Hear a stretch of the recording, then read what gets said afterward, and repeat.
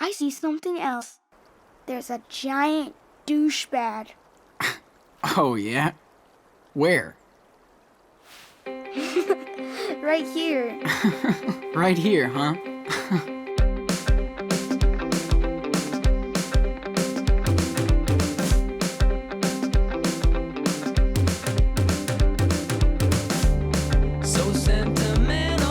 Life is Strange 2 is, in some ways, a wonderful improvement over the first season. From the interesting new story and characters, to the refined direction in gameplay and choices, to the wonderful audio and visual aesthetics that sets this series apart. In some other ways, it isn't perfect, and it lacks a few things that the original had. But it's also trying to give us something new, a different experience with the same familiar spirit of the first season. And today, I want to discuss all of this in detail. First off, thank you to Square Enix and especially Toby Palm, the community manager for Life is Strange, who let me play the game early and provided it free of charge, much appreciated. And secondly, thank you all for your patience. Without further delay, let's just get into it. At the heart of the story in Season 2 is the brotherhood between Sean and Daniel Diaz, our new main characters that quickly become very likable and engaging as they're introduced through the episode. Daniel is the impressionable but adorable younger brother, with Sean being the older, kind of wiser but still pretty awkward teenager. As you all know, these two are forced to flee their home in Seattle after a tragic incident involving their father and a police officer, resulting in them becoming homeless, fugitives, and outcasts from society. These heavy pressures from their new situation form the basis of another important theme in episode 1. Responsibility. The responsibility that Sean has to take care of his little brother on the road. The responsibility he's running from in Seattle regarding the part Daniel and himself had to play in that tragic event. And the hard choices Sean is going to have to make on this journey that will shape Daniel as a person, something that will ultimately be left up to us to decide. It's these two ideas, brotherhood and responsibility, that couple together in the face of this impossible task, that make up what Life is Strange 2 is all about, or for the moment, what episode 1 is about.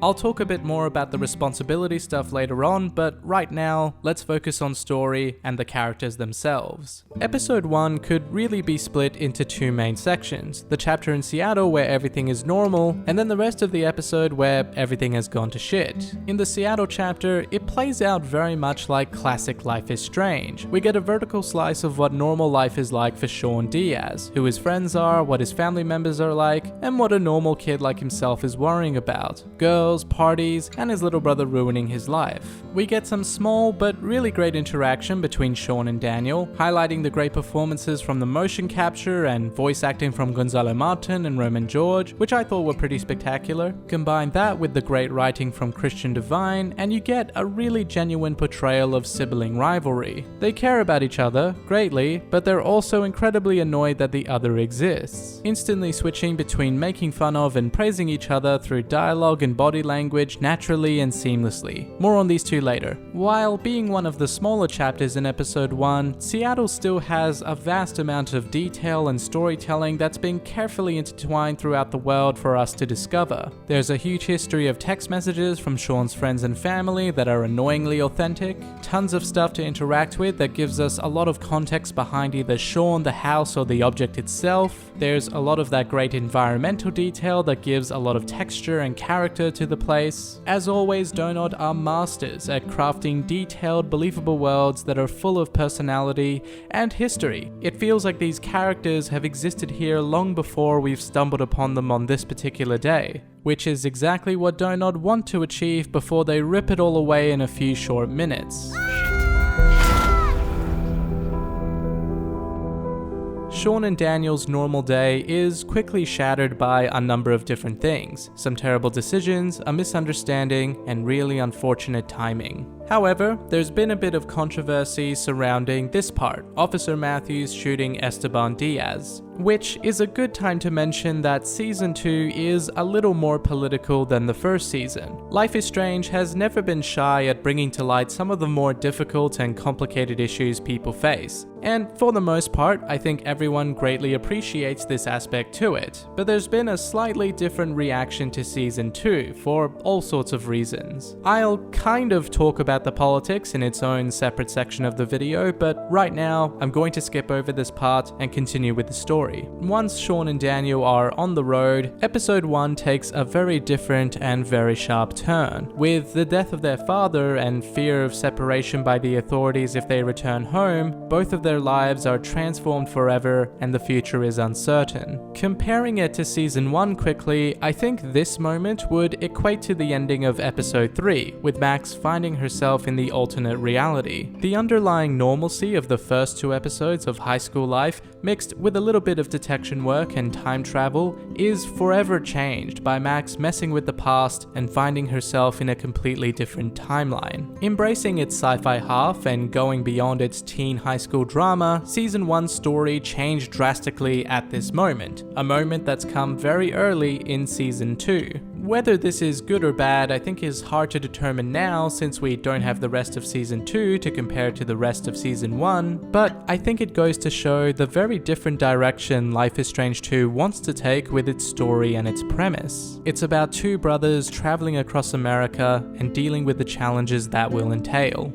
Turns out, with a task as big as trying to reach Mexico, they have a shit ton of challenges to deal with. For one, Sean has inherited the enormous responsibility to take care of Daniel, essentially becoming a new father figure to him. This means needing to feed him, find shelter for him, find new clothes for him, keep him entertained and in the dark enough about their situation, at least in this episode, and most importantly, teaching him how to survive in a world Daniel and Sean himself are completely alien to. Because secondly, they're now homeless. Every day will be a struggle to find somewhere safe for them to sleep in, yet secluded enough that no one finds them, leaving their options severely limited. Having to sleep in places like the woods means being dirty, having not so great hygiene, having strangers mistake worried glances for sketchiness. Sean and Daniel's place in normal society is now on the outskirts looking in, with strangers treating them as such. Thirdly, they barely have enough money to survive long term. Even if you took the money out of the jar and told the truth to Esteban to receive the full $40, the end result still isn't enough to get them from the state of Washington to the country of Mexico,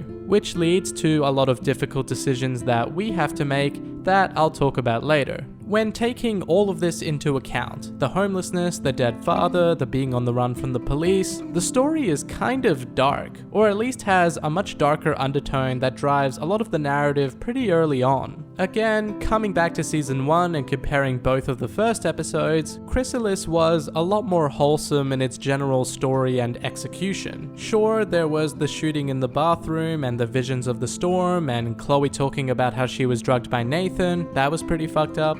But all of these elements were secondary. They added a different flavor to an otherwise pleasant experience of a teenage girl going to school in a small town in Oregon. Season 2 doesn't have that pleasant or wholesome undertone in its main story. Again, I think that's attributed to this moment coming so soon, and again, I don't know whether this is good or bad yet, but I can definitely see why some fans of the series might not find as much enjoyment in Season 2 stories so far. It's bleak and grim, but that doesn't mean it's entirely devoid of some more heartwarming and hopeful themes. As I briefly mentioned in the beginning, the story is really about the brotherhood between Sean and Daniel, about how these 2 characters will need to work together to overcome the immense challenges on the journey ahead, which in this episode they do in a really unusual way. While they're on this journey attached to the hip for the most part, Sean and Daniel's experiences and perceptions of the situation differ greatly in the first few days. Sean, wanting to hide the weight of the world on his shoulders, lies to Daniel about why they're on this trip and why Dad isn't here. His thoughts are constantly swimming with the notion that he has no idea what he's doing, where he's going, or how he's going to take care of himself, and Daniel. While Daniel's thoughts are mostly just, this sucks, you suck Sean, fucking Minecraft, yeah, fucking raccoons and shit, these look fucking tasty, chucking rocks at water seems fun, fuck trees, am I right? I want Choco Crisps. Where's my fucking Choco Crisps, Sean? And while that may seem like I'm making fun of Daniel's character, it's this dynamic between the brothers that works really well in the early stages of their journey. It's Daniel's innocence and childish response to the whole situation that helps dispel the reality of what's really going on for Sean. That for a few moments between being fugitives and being homeless, things seem okay. Sean and Daniel can still have fun and play hide and seek in the forest and build a secret base pretending to be in Minecraft or Lord of the Rings. When Daniel is a little tired or upset that Sean exists, Sean himself tries to do the same kind of thing and cheer Daniel up, convincing him that everyone will be impressed with how much he's walked or giving him a sense of strength through his Wolf Brothers analogy. But I think it's Daniel who's the star of the show in this aspect. It's through Daniel's playful innocence that he can turn this dire situation into an awesome adventure. He can lift a lot of the emotional burden from Sean's shoulders and through that be two normal brothers on an exciting road trip through this new world. This innocence that Daniel brings to the situation, though, is partly possible because of his ignorance. An ignorance he no longer has at the end of the episode when he finds out what really happens to his father, and things quickly aren't very fun anymore. Which prompts the ultimate question looking into the future of Life is Strange 2. Can Daniel still be his childish and innocent self now that he knows about his father's death and why him and Sean can never return home? Can this journey across America still be as fun and as awesome as Daniel made it out to be in this episode? Well, I don't know. Maybe, but maybe not. Judging by the small preview at the end, we do have some idea of what will occur in the next episode. Daniel will start learning how to use his powers, that's pretty huge. And judging by the snow, we're likely to run into Chris Erickson from Captain Spirit again and intersect with this moment. Also pretty huge. Other than that, we don't really know too much. Regardless, watching Sean and Daniel's story unfold in this episode, from the tragic lows to the wonderful highs, is something I enjoyed a lot. And I'm incredibly excited to see how it will play out in the next few episodes.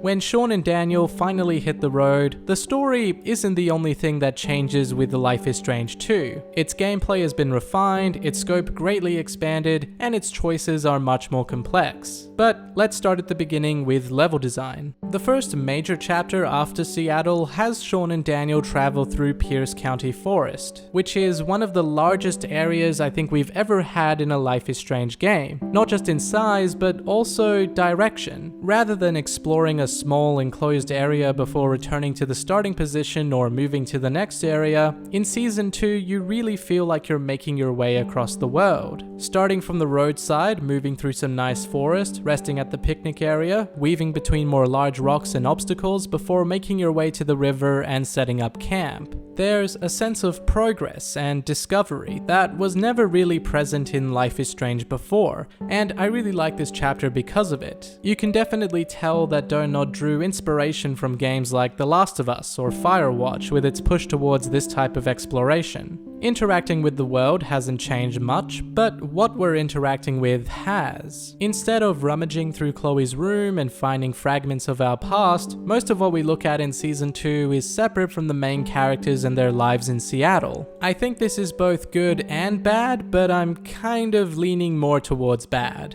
Good because, as always, what we do look at provides a lot of context and depth to the environment, along with some insight into the mindset of Sean with the way he reacts to certain objects. Bad because that's mostly all it does. Due to the nature of Season 2's story, Sean and Daniel are forced to explore places they've never been before, places they don't have any real connection to. And that connection to the environment is what drove a lot more of the storytelling through the gameplay in Season 1. Max snooping through Chloe's entire house after being away for 5 years was a great way to rediscover her past. We learned more about herself, more about Chloe, got a better understanding of their relationship from long ago, and a better understanding ending of the story in general. Because Max had a previous connection to Chloe's house and the rest of Arcadia Bay, our exploration was rewarded with more backstory. Season 2 lacks that connection. Sean and Daniel don't have that same relationship with their foreign surroundings as Max had with Arcadia Bay, meaning that sometimes interacting with certain objects in Season 2 didn't feel that rewarding. Now, to be fair, there are still moments where Sean will reminisce about the past when looking at things like trail markings or spiderwebs. We still learn bits and pieces about his character or about his father or about Daniel, but these moments are few and far between and overall just didn't feel quite as impactful as it did in Season 1. Something that has changed for the better in Season 2 are the choices we make, and this is where the responsibility theme comes back into play. Sean obviously has a responsibility to take care of Daniel, but he also has a responsibility to set a good example, along with the general responsibility of being a good citizen. What Life is Strange 2 does is place us in situations where one responsibility can cancel out the other, where the lines between the right and wrong thing to do are more blurred than ever, and we have to make the decision on where to draw that line. A great example of the whole thing is the gas station chapter, where Sean has a very hungry Daniel, some amount of money but not much, and an unknown amount of time left on their trip. Being the responsible big brother, Sean could buy some food for Daniel to eat now along with some supplies to last them a few days if they're smart. He could also buy a sleeping bag for Daniel to keep him warm at night considering the nights are going to get colder. But if he does all that, he'll be running dangerously low on cash in the future. We don't know how this will play out exactly, but it's safe to assume that less money equals less opportunity to take care of Daniel, which equals bad. So maybe we can steal some food, get Daniel to distract Doris while we shop, leave the sleeping bag since it's too big to take, and still have plenty of money left in the future for emergencies. Sean and Daniel are in a much better position supply-wise, financially, and in the near to far future if you do this. But then, you're stealing, which is bad, and you're also putting Daniel at pretty serious risk with winter coming up, which is bad. And you're also teaching Daniel that it's okay to steal, which he does later on when he steals the little toy from Brody, which is also bad. Again, we don't know how this will play out in the future exactly, but Daniel taking stuff without you knowing is probably bad. So maybe you want to try and have some combination of the two. Buy the sleeping bag for Daniel and steal as much food as you can. Or leave the sleeping bag, buy the food, but then decide to steal some camping supplies when the opportunity presents itself. Or buy the sleeping bag, steal a little food, and combine that with what the strangers give you and the half-eaten apple you can find in the trash. Or just say, fuck it, if we're stealing one thing, we may as well just steal everything else and just buy some chips so as not to arouse suspicion. Or think, regardless of our circumstance, we shouldn't take what isn't ours, and we shouldn't teach Daniel to steal. We should just buy what we can and hope our incredibly low money situation doesn't get worse. Already, you can see there's a ton of complexity and compromise and concession that goes down in this tiny gas station. No matter what you do or how good your intentions are, some part of your responsible action is going to be irresponsible in some way. And this example can be applied to many of the other choices throughout episode 1. Because what sets Life is Strange 2 apart is the fact that Daniel is paying attention to your decisions and your actions. Daniel, as a character, looks up to Sean as the bigger brother, and like any good sibling, imitates his behavior and his choices. Whenever you make a certain choice in Season 2, you'll notice a small animation of two wolves running in place, which replaces the butterfly animation from Season 1. What you might not have noticed is that sometimes only one of the wolves is fully visible, and it can be one or the other. What this represents is which one of the brothers our certain choice will affect. If you steal the Choco Crisp for Daniel, that choice will affect Daniel, the smaller wolf. If you call Lila near the end of the episode, that choice will affect Sean, the bigger wolf. The final choice, promising not to lie to Daniel or trying not to lie to Daniel, will affect both Sean and Daniel. Now, this is only the first episode, so we don't know exactly how much of an impact these choices will make in the future, but just focusing on the act of making the choice itself, I think Donut have done a pretty great job at keeping a certain level of complexity with the decisions in the absence of time travel. Instead of going back in time and assessing which short-term outcome along with a potential long-term outcome might be best, instead, we have to consider how our choices might impact Daniel's own behavior and decision making, how they might shape the kind of person he becomes over the course of this journey. It's a huge responsibility that maybe for some overrides the dire need for things like food, and for others isn't as important as the possibility of starving. There's not too much else I can say about the choices in episode 1, so again, we'll have to see what the future holds, and I'm very curious to see how far Donut are willing to push the consequences of this kind of complex decision making.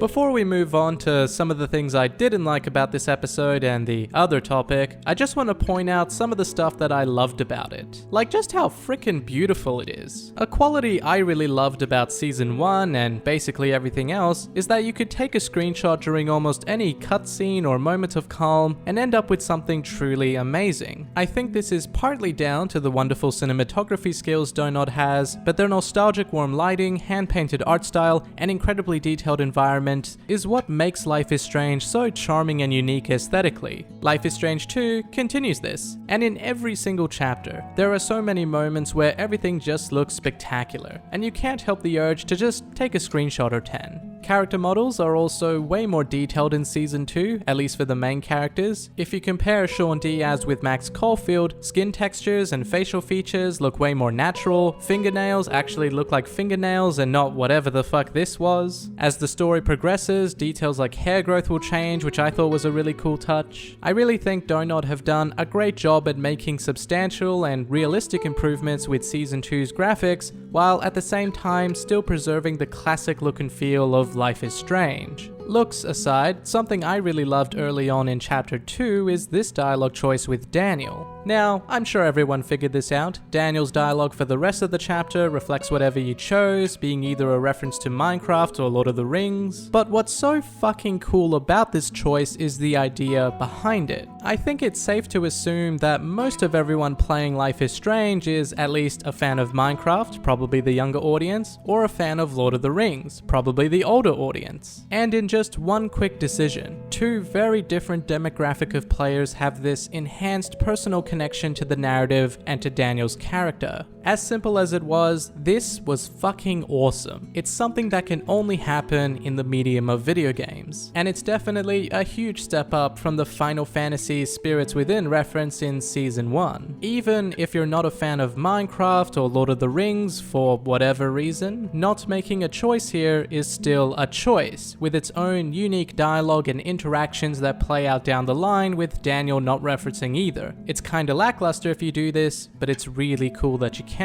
I've said this a bunch of times in previous videos, but it's the little things Donut incorporate throughout Life is Strange that contribute a lot to the experience. Small stuff, like the way Sean will start singing along to the music you can play in his room, or how his backpack actually shifts around with his body weight and motion, a big improvement over Max's bag that would sit statically on her shoulder, or how Sean's sketchbook is full of these wonderful, expressive, and sometimes forbidding drawings that convey a lot more emotion and nuance than Max's diary entries. The eerie sounds of stuff falling and hitting the forest floor in Chapter 2 that freaked me out a couple of times, or the barrage of text messages you can dig through after leaving Seattle, with characters like Lila freaking out, or concerned messages from friends, or worried texts from unknown numbers. For something I've never experienced in my life, this felt like a really realistic detail to the whole situation. I really like this. Or how the main menu changes as we progress through the story, just like in Season 1. Unlike Season 1 though, rather than have a fixed view of Arcadia Bay, we have 3 different views across Washington and Oregon. Oregon, which kind of ties into the point I was making earlier regarding this sense of progress to our adventures. Something as simple as the menu is being utilized to complement the story and contribute to that feeling of progression. It's nothing new in video games, but I think it's a nice, appropriate upgrade from Season 1. I also really like this aspect to the menu because Season 2 reflects the environment changing as we travel, whereas Season 1 reflects how the environment changes over time. Season 1 was about time, Season 2 is about travel, time travel. I don't know, I just thought it was kind of cool. And oh man, can we talk about this chapter?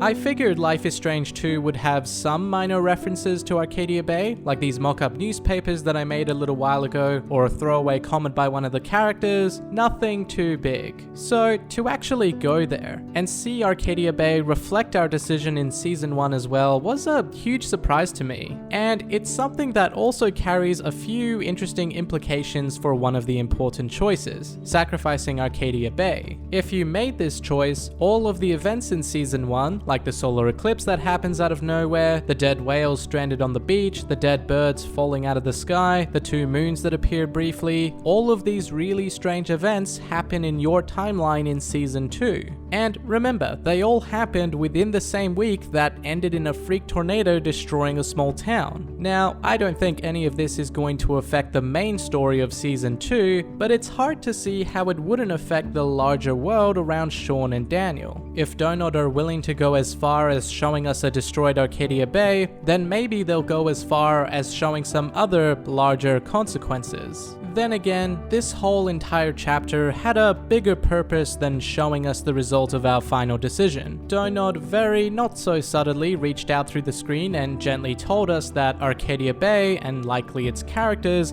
are all in the past, which from another angle really says won't be in Season 2's future. Perhaps this is the last major reference that we will get in Life is Strange 2, that there won't be any other major differences in future episodes between both final choices. This was Donut's final send-off to the first season and its beloved characters, which, coupled with Max and Chloe's theme playing over, was just, fucking sad, fuck you, why did you do that? Speaking of music though, we should talk about the music in Season 2. We learned early on through a developer diary that the music was going to be evolving as the game progresses, something that wasn't done in Season 1, and something I was a bit confused on considering we did have multiple versions and evolutions of Max and Chloe's theme play as Season 1 progressed. Now that I've played Life is Strange 2, I think what Donut have actually done here is way more cooler. There are quite a few pieces of music introduced into this episode that at certain points are able to combine and create new pieces of music that sound very familiar but still feel very unique. For example, the main menu music that opens the game to a backdrop of Seattle when everything is normal and calm sounds like this.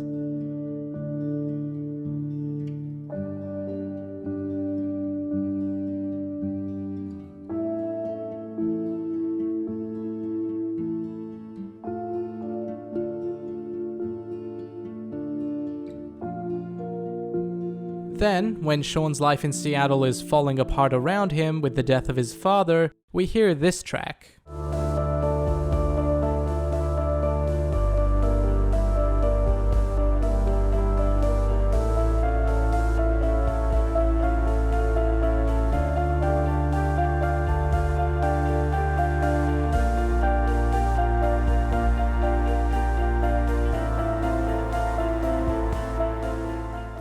A few days later, once they're in the woods, Sean and Daniel sit down, start talking, and eventually the topic changes to their father. Daniel wishes he was here with them, and later wishes that they were all back home in Seattle. When the conversation ends, a new track plays, an evolution of the main theme that plays in Seattle and the music that plays during the tragic event.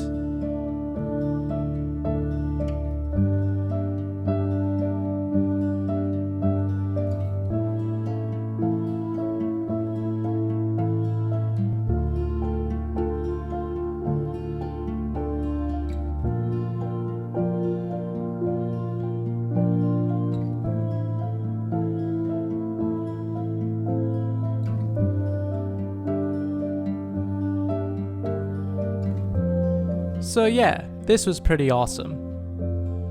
But as much as I love the idea behind the music in Season 2, I have to admit I don't love the music. I liked it. I don't think Jonathan Morales' score is at all bad. The licensed music was cool, but I really wish I could say better things than not bad and cool. Season 2's music is different. In my music illiterate mind, it feels darker. And for all of Donut's accomplishments technically, it just hasn't really grabbed me the same way the music in Season 1 did, even when you compare the tracks that only featured in Chrysalis. I think the music in Life is Strange 2 being darker is a reflection of the story becoming darker. Again, we're not in a small comfy town following a teenage girl getting reacquainted with her longtime best friend. The story of Sean and Daniel is much more mature and harrowing, and as much as I love the different story, I can't say the same for the music. Maybe this is purely a personal thing. In general, I think the music was a good fit for the game, and I think a lot of people will still like it, and I'm just seeing the original score through some pretty thick nostalgia glasses? What? You get what I mean though. If the music is going to continually evolve as more episodes release, as Donut have indicated, then maybe we'll get something nicer down the line. Now, I know I've been very positive on episode 1 so far in this video, and for good reason, but as always with this series, there are some things that I didn't like too much. These issues don't drag down the episode entirely, but they are significant enough to bring up and, I guess, wonder what was going on. Starting off with Esteban, the father figure that gets killed off in the first chapter of this episode. Look, I like Esteban, he seemed like a pretty cool and chillaxed father figure, but my biggest problem with him was that I just didn't feel any emotional connection to him when he died. This is probably because we only have a total of 2 conversations with him, and while we did learn a bit about his backstory and his chillax relationship with Sean, we don't really get to know him all that well. I also think though that another major reason I didn't feel anything was because we've known forever, thanks to the gameplay video that was revealed before episode 1 released, that he was going to die. So I didn't really have any reason to care about him when I interacted with him because I already know how his story abruptly ends. I guess this is more of a problem that I've had for a long time with the marketing for Life is Strange and with certain things just being revealed early that really shouldn't be revealed. If you go back to Before the Storm and look at all the material that was released prior to episode 1, almost half of the episode is already spoiled for you. To be fair, they did edit out some key moments from certain chapters, but they showed off way too much of the main conflict in the chapter itself and spoiled that conflict. I get that because of the different developers, they were trying to reaffirm fans that it's still Life is Strange, don't worry, but they sacrificed a lot of the experience itself to do that. And the same thing has pretty much happened with this gameplay video and Esteban's death. I just didn't really care all that much for him because I knew he was going to die, and when he did, the power that this scene should have had and the emotions it was trying to evoke just weren't there on my experience. Also, I admit to my bit of hypocrisy here because I did make videos highlighting Esteban's death and I did make videos on that info about Before the Storm back in the day, but again, my main complaint is about how much of the episode is actually revealed by Square Enix for marketing purposes before release, and once again, I think too much of it was shown. Moving on to some more minor complaints, while I really liked that Sean and Daniel would talk to each other regularly while they were exploring the world, sometimes their conversations would be cut short, or some dialogue would play over each other when I was interacting with other objects. Sam I am. After you. Dad always knew exactly where to go. He was a living compass. Okay. I guess this is more my own fault for not waiting for the dialogue to finish before I chose to interact with something, but I felt the problem might have been circumvented altogether had these sequences used some shorter dialogue in areas where there wasn't too much to interact with. The new sketching mechanic was kind of okay, I guess, but I didn't really enjoy it that much. I see what Donod was going for, bringing more player interactivity and choice with something that's unique to the main character's personality and to an activity that would have otherwise been another cutscene, but for what it was, the interaction didn't feel interesting or meaningful enough to warrant its existence in the first place. Another cutscene with more beautiful cinematography, even though we've got enough of that in these games, I think might have been better instead. Maybe they'll expand on this mechanic in future episodes, but right now I'm not really a fan of it. While the game ran fine on my system, there were some weird graphical glitches that I encountered, like shadows not rendering on these objects in the Seattle chapter. You can clearly see shadows coming from Sean and Lila, but nothing from the chairs and other stuff. Looked pretty weird. Also, it's a little hard to make out, but you can just see Daniel floating in midair in the Arcadia Bay chapter when he's meant to be sleeping in the car. That was also a little weird. Facial animations have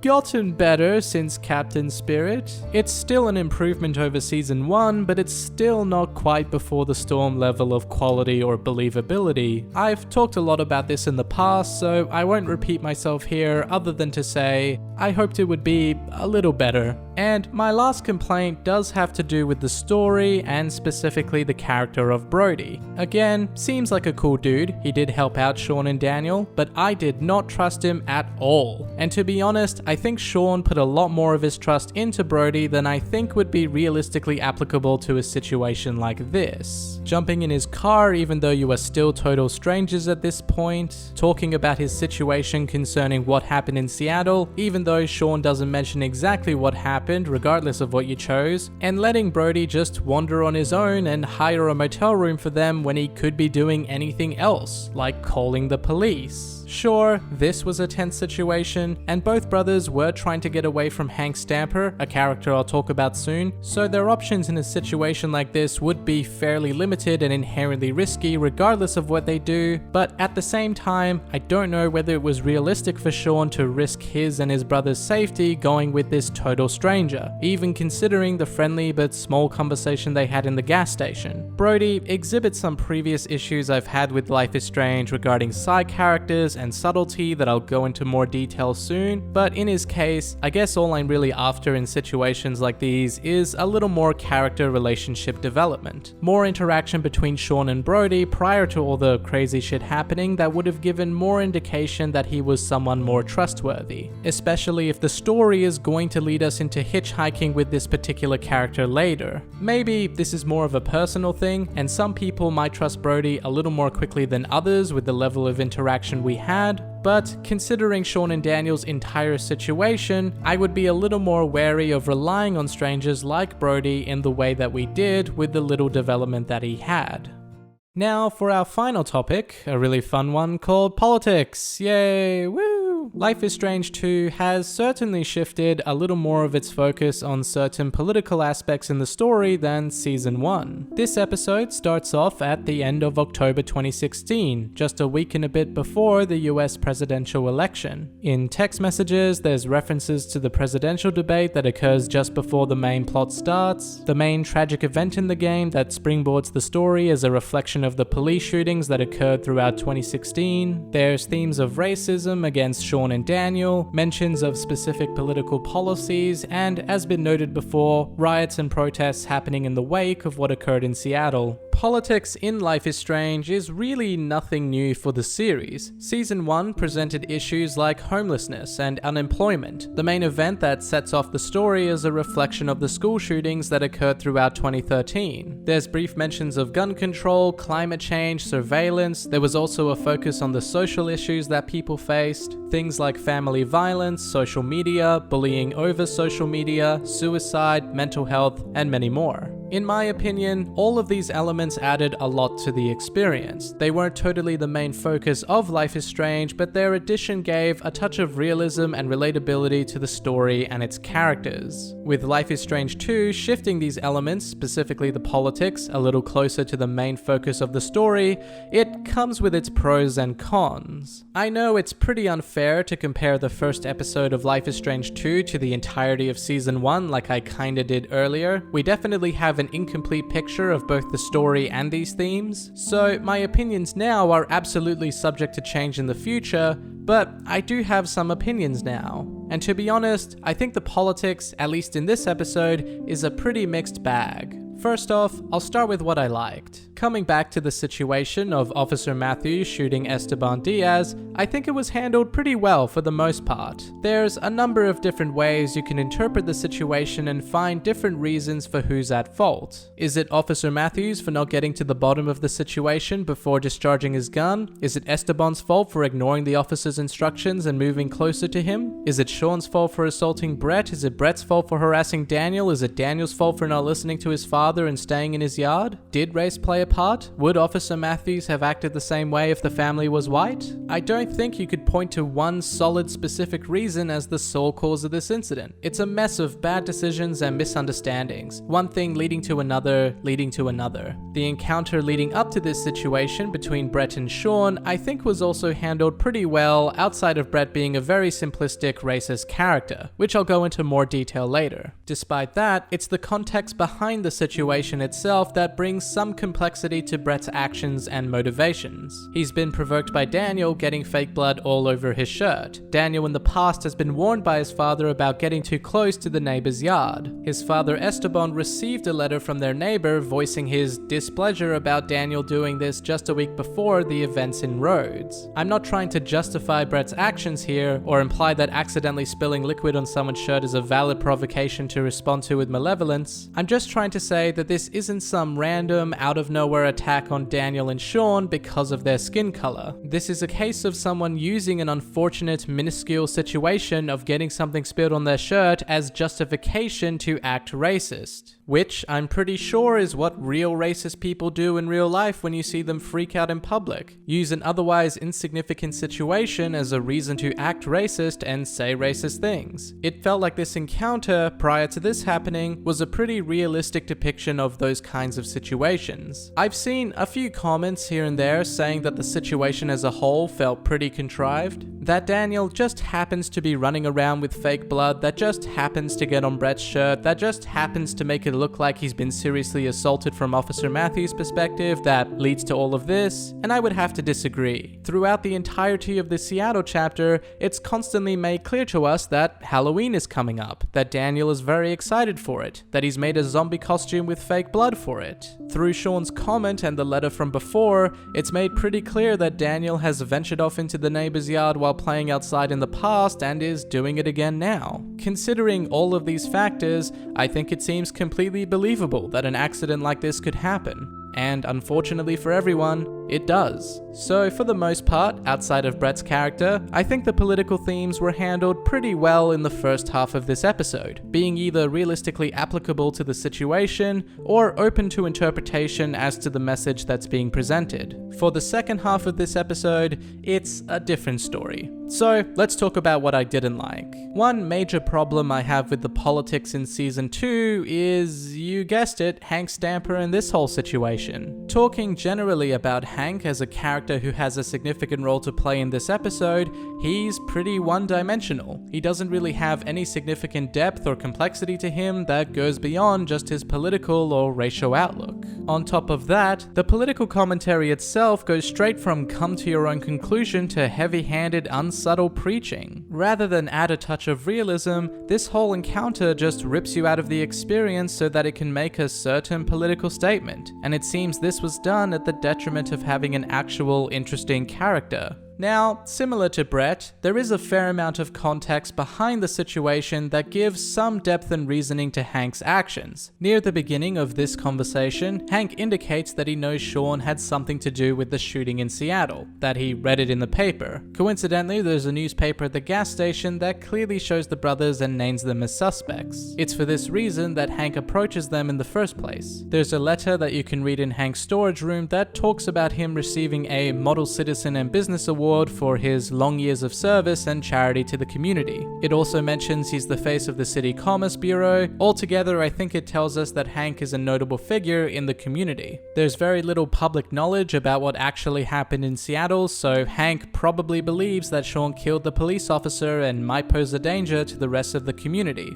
So, as a community man, he takes the necessary action, I guess? Again, I'd say all of this is a fair amount of context that gives credibility to Hank's actions and to how this situation unfolds, but for all of this context, unfortunately I think it does very little to expand on Hank's character. The letter doesn't really say anything about who he is other than he's been a good person to the community for many years. It would be like finding a letter in Blackwell that just says Mark Jefferson has been a good teacher for many years. Explains that he's teaching, I guess, but it wouldn't really give you a good indication of who he is as a person, just like it doesn't give Hank. There are some other details that we can learn about Hank through his wife Doris, like how he built the gas station many years ago, which I guess might tell you something about him, or that he makes the wooden bears and sells them, but unfortunately, I didn't really think these added anything significant to his character. Hank, even with all of this context giving credibility to the situation, still just comes across as a shallow, one-dimensional character, and none of this makes the political commentary any less heavy-handed. He's either violent or racist, or a violent racist depending on your choices, and did we forget to mention in the most unsubtle way possible that he supports this specific political figure?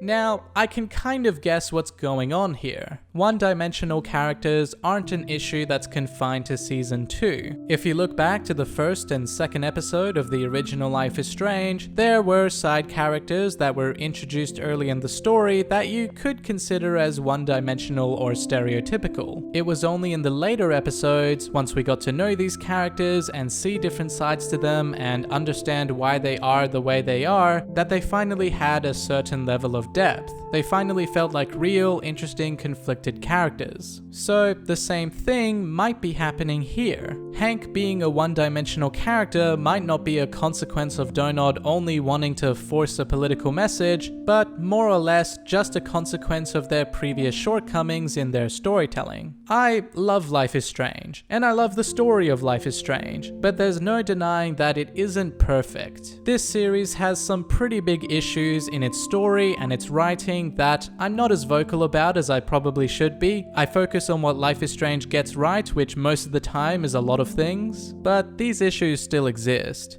One of them is subtlety, and the other is how they present side characters early in the story as one-dimensional stereotypes and only expand on them in later episodes. And I'm really disappointed that these issues haven't been addressed in Season 2, especially since the nature of Season 2's story is drastically different from the first. Again, we are not in a small town anymore where we can run into the same roster of characters every few episodes. We're traveling large distances across America, and there's very little chance we would run into characters like Hank again and see a different side to him. Include politics into that premise, and unfortunately, without any substantial improvement in the writing for these kinds of side characters, any social or political commentary that revolves around them is just going to keep falling flat on its face, and it's going to detract from an already pretty great experience when putting aside these themes. Before we close out this topic, I want to quickly talk about politics in video games in general. I know some people don't really want politics in their video games altogether, that they play them for escapism, and considering how divisive and extreme politics has become around the world,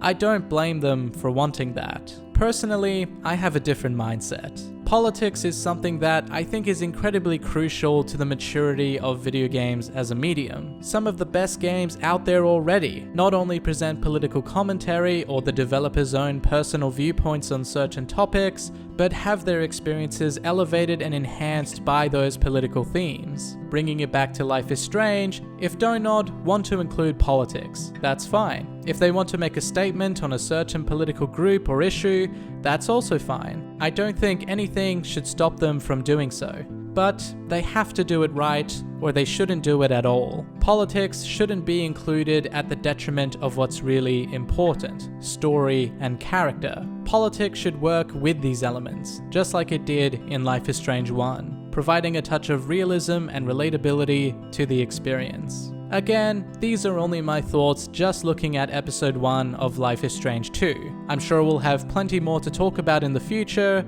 and my opinions might change, and they might not. We'll have to wait and see. Okay, now that's all wrapped up, let's wrap up this video.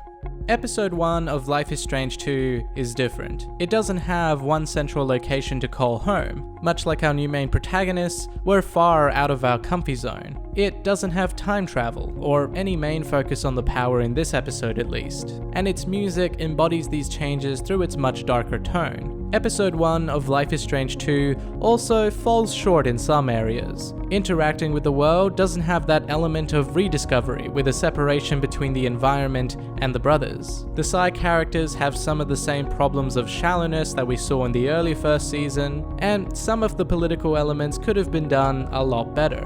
Overall, it's not perfect. But even with all of these differences and shortcomings, I still think it's a pretty great episode of Life is Strange. It still has the relatable, adorable, and endearing main characters, the gorgeous and unique aesthetic, the engrossing and charming atmosphere, the complex and difficult decision making, and the engaging, absorbing story. The exact same reasons why I fell in love with Season 1. Altogether, I think Rhodes is a great start to a season that has all of the same possibility and potential and promise to be as great as the original Life is Strange. And maybe, through this different experience and story, Donut Entertainment might make something even better. The tale of Sean and Daniel is likely to be a long one, and I can't wait to find out what happens next on their grand road trip adventure.